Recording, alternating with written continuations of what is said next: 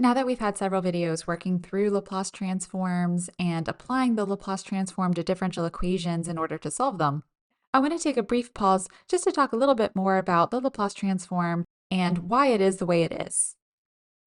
There's not going to be much new content in this video, but I thought this would be a great place to stop our discussion before introducing in some new concepts in the upcoming videos. So when I first defined the Laplace transform, I didn't justify why it was the way it was, nor did I talk too much about the difference between the time domain and the frequency domain, which, if you've read any literature about the Laplace transform, is probably some language that you've encountered. So in this video, I want to start using that language a little bit more rigorously. First, let me write down the classic form of an equation that we might wish to solve with the Laplace transform. So what is the natural habitat?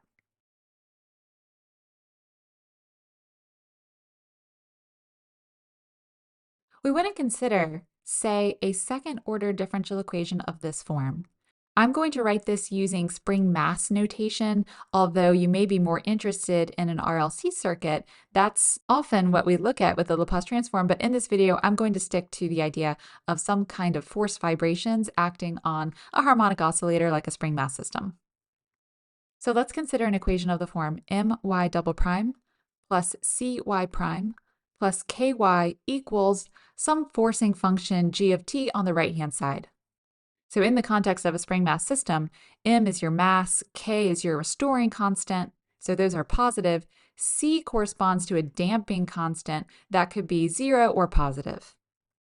This equation exists in the time domain. Our independent variable is time, and we'll say that's measured in seconds.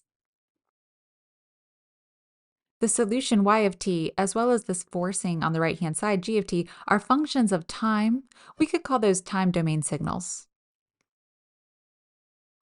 I assume you've already studied this kind of equation outside of the Laplace transform. For example, you could have worked through my lectures on second-order equations and the method of undetermined coefficients. And given that, we know how to write down a typical solution to this type of equation. So in most cases, the solution y of t can be written as a constant times e to the r1t plus another constant times e to the r2t plus a particular solution, which we might find using the Laplace transform, or more classically, something like the method of undetermined coefficients. In the upcoming videos, we're going to introduce some new forcing functions you may have never seen before, so some new versions of g of t for which you would not want to use the method of undetermined coefficients. That's really going to show the power and the beauty of the Laplace transform. Now, for most situations for R1 and R2, which I'm going to talk about in detail, we can write the homogeneous part of the solution in this way, as this combination of distinct exponential functions. If R1 equals R2, then the solution looks a little bit different, but we'll see that later in this video. Okay, so what do we know about R1 and R2? Well, again, if you've worked through second-order differential equations, you'll know that R1 and R2 can be real and distinct. They can be real and repeated, which is the version of the equation I don't have written down.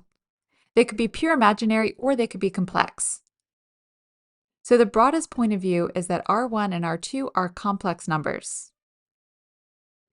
We could say plot them in the complex plane. Now, what are they exactly? So what are they measurements of? They are frequencies.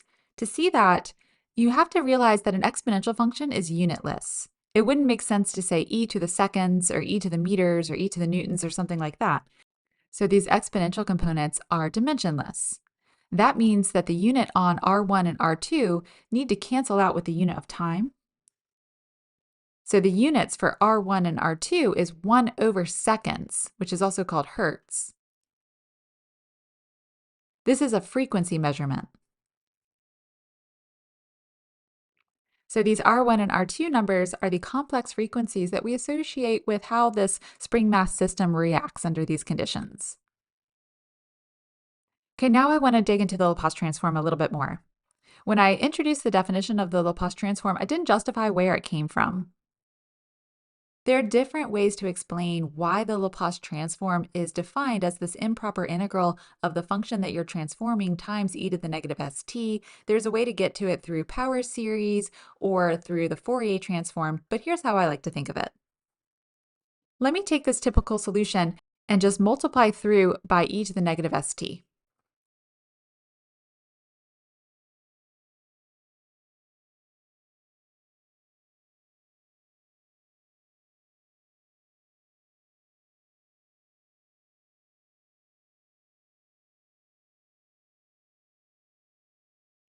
Again, notice all of these exponential pieces need to be dimensionless, which means s is also a frequency. It has units of 1 over seconds.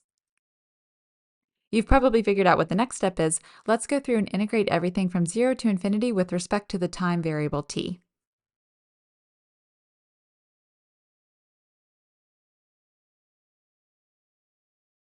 Okay, we don't need to actually do any of these integrals manually because we've worked through this kind of integral before. Each of these is a Laplace transform. So on the left, I'm just going to say that this is the Laplace transform of y. Now for the first two, these are the Laplace transform of exponential functions. So we know exactly what they look like. The first one is c1 times 1 over s minus r1. The second one is c2 times 1 over s minus r2.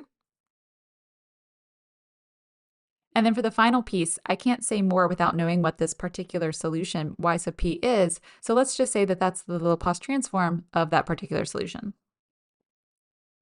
Okay, this very simple exercise where we haven't really done anything new is my favorite way of explaining why the Laplace transform has to be exactly what it is. And that's because it's designed to solve a certain kind of equation. Doesn't have to be second order, but it does have this form where it's linear up to some order on the left-hand side. It has forcing on the right-hand side. And such systems have building block solutions, which are exponential functions. So regardless of what the frequencies R1 and R2 are, we know that we see this kind of expression, e to the R1t, whenever we solve this kind of equation. Now look at what the Laplace transform does. Think about these first two expressions. They are undefined exactly at the complex frequencies that we associate to the solution. So we can call this the poles of this expression.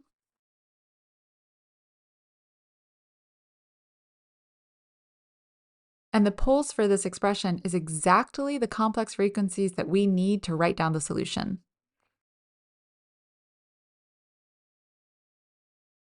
So this act of multiplying by e to the negative st and integrating from 0 to infinity with respect to t, it extracts that information for our system. That means this frequency variable s is also complex. Let me see if I can squeeze this at the bottom of the slide. I think I'm going to move everything up. So we can say the variable s denotes a complex frequency.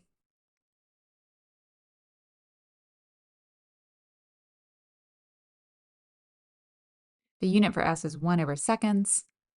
And then since s is a complex frequency, what we would like to do is break it up into real and imaginary components.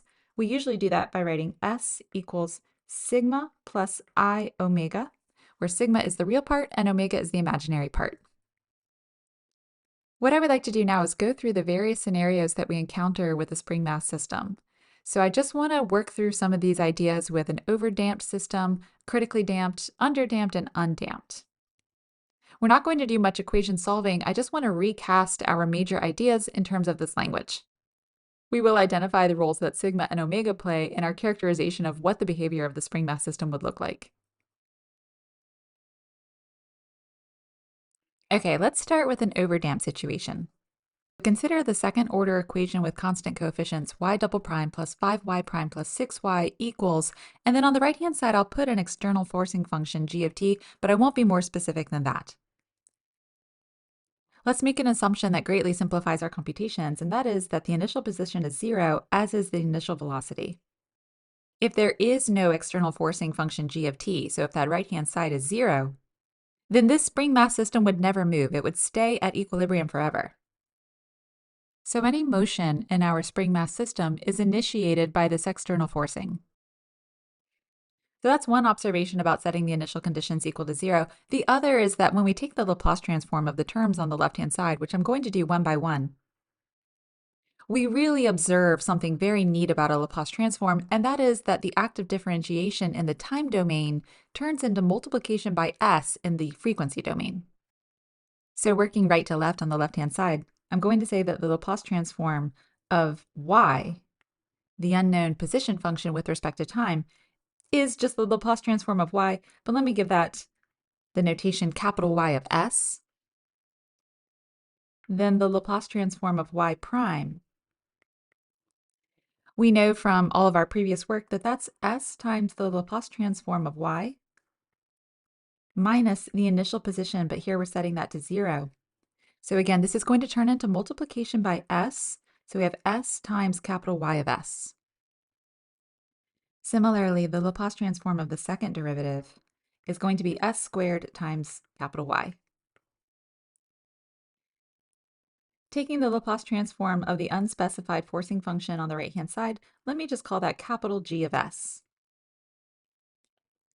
All right, so then if we take the Laplace transform of our starting second-order differential equation, it's going to turn into an algebraic equation where differentiation with respect to t is now turning into multiplication by the complex frequency s, and in particular, we'll say s squared times capital Y plus 5s times capital Y plus 6 times capital Y is capital G of s. Isolating the Laplace transform of y in the usual way, we can solve for it and say that the Laplace transform of y is 1 over s squared plus 5s plus 6 times the Laplace transform of g. I'm going to stop this computation there since we don't have a function g. What I want to do is highlight this term here, 1 over s squared plus 5s plus 6. This expression we get with our initial condition set to 0 is called the transfer function. We'll talk a little bit more about that later, but I just wanted to highlight that for you. We often denote this h of s. And notice its poles are -2 and -3. So if we actually had the time domain solution, little y of t, for this differential equation, we would expect to see terms that look like e to the -2t and e to the -3t, in addition to other components that might come from this forcing. If we plot the values of s that we got from the poles of this transfer function in the complex domain, so let me say this complex plane we're looking at here is the frequency domain for s, then we can graph the values -2 and -3 on the negative real axis. There's no imaginary component to these values. So here the real axis is the real component of s, that's what we denoted sigma, and the imaginary axis is what we were denoting omega. For these complex frequencies, we have two components, real and imaginary. What do they represent? The real component represents the system's tendency to grow or decay exponentially. So in particular, if the real component sigma is positive, we'd be looking at having exponential growth. That's not something that we would see with like a damped spring mass oscillator. We would see something that we have here, which is decay. So that corresponds to the natural behavior that we associate to an overdamped spring mass system. It decays towards its equilibrium with no oscillation. Next, let's look at the case of critical damping.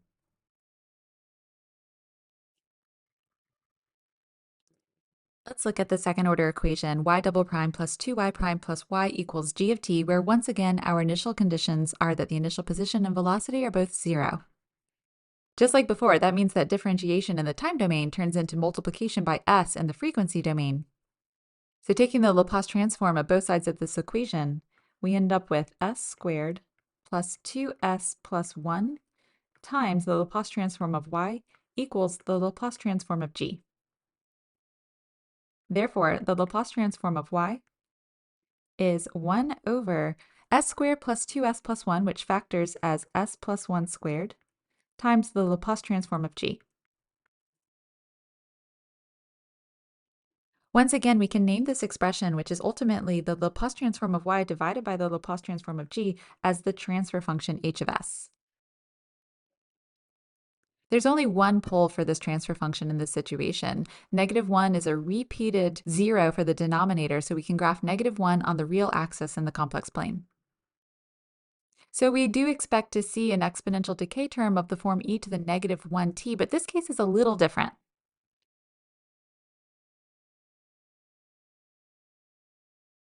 If we imagine what partial fraction decomposition for the right-hand side would look like, well, I don't know what g of s is, but the denominator is s plus 1 squared. That means that the partial fraction decomposition will involve a term of the form a over s plus 1 and b over s plus 1 squared. That's how you decompose that denominator. And then there might be other expressions too, depending on the form of the forcing function. This is in the frequency domain, but if we revert back to the time domain and say, what functions of time would give us these Laplace transforms? So if we invert the Laplace transform, we would find that the solution to this differential equation would look like y of t equals the constant a times e to the negative t. That's how you invert 1 over s plus 1, plus a constant times the inverse of 1 over s plus 1 squared. 1 over s squared is the Laplace transform of t. So if I didn't have the plus 1, this would invert to just t. But what we have here is translation in the frequency domain. We've seen that that means that you want to take the function t and multiply it by e to the negative 1t. That's how you get this translation in the frequency domain. The two pieces we've written down correspond to the homogeneous component of the solution, and then to that we would add some particular solution. So here the form of our transfer function tells us that we have a repeated pole at negative 1. Breaking down this Laplace transform, we see that we're going to pick up that t factor that we associate with a critical damping case. These pieces that we associate to the natural motion for this type of critical damping scenario for a spring mass system decay towards equilibrium as time goes to infinity. There's no oscillation here. Next, we'll look at an underdamped system, and this is probably more interesting because if I said, imagine a spring mass oscillator, you're probably picturing something oscillating back and forth. So let's see what that kind of oscillation looks like in the complex frequency domain. Repeating this process now for the underdamped situation, we find that the Laplace transform of y is the transfer function times the Laplace transform of g, where here h of s is 1 over s squared plus 4s plus 5. We can use the quadratic formula to find the poles of the transfer function.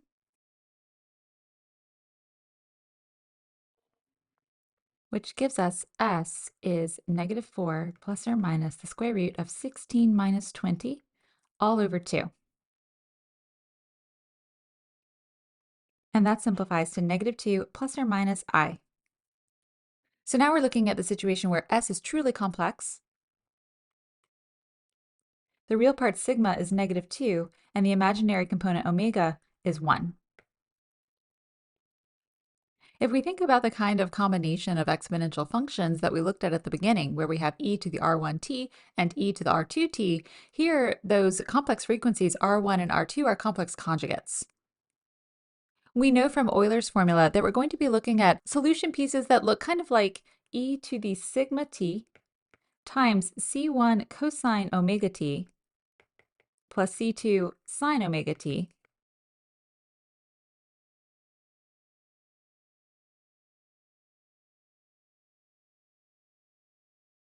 and then you might add those two waves together into one single sinusoidal function, say of the form a times sine omega t plus some phase shift.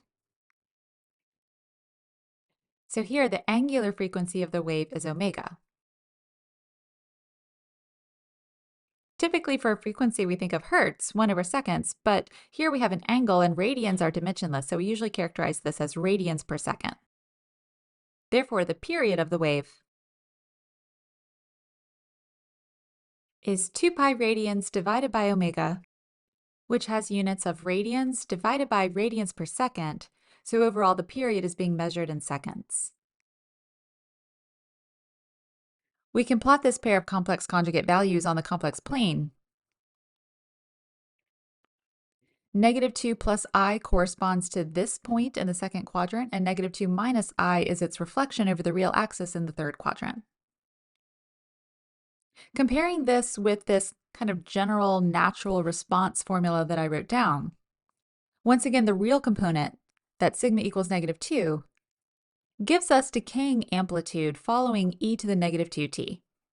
So as time goes to infinity, the natural oscillations that we would observe in the response of the spring mass system will decay to zero. The fact that there's an imaginary component indicates that this system responds with oscillation. So that's exactly what an underdamped spring mass system is. It's one whose natural motion oscillates but decays back towards equilibrium.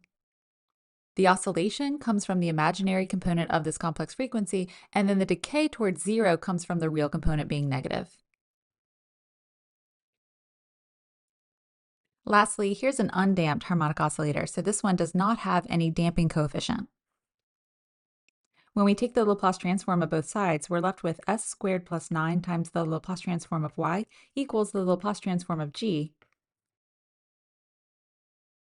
giving us a Laplace transform of y equal to 1 over s squared plus 9 times the Laplace transform of g. The poles of the transfer function this time are s equals plus or minus 3i, so these are pure imaginary. That there's no real component tells us that the natural motion of the spring mass system has amplitude which will neither grow nor decay. Instead, we would expect a solution to this kind of equation to look something like c1 times cosine of 3t plus c2 times sine of 3t plus some particular solution. And once again, if you wanted to, you could write those first two terms as some amplitude times sine of 3t plus a phase shift. So the pure imaginary frequencies in this situation tell us that the natural motion of the spring mass system is just sinusoidal with neither growth nor decay in the amplitude of the wave. I hope this lesson helped clarify what it means that the Laplace transform takes us from the time domain to the frequency domain. What starts out as a differential equation in the time domain turns into an algebraic equation in the frequency domain.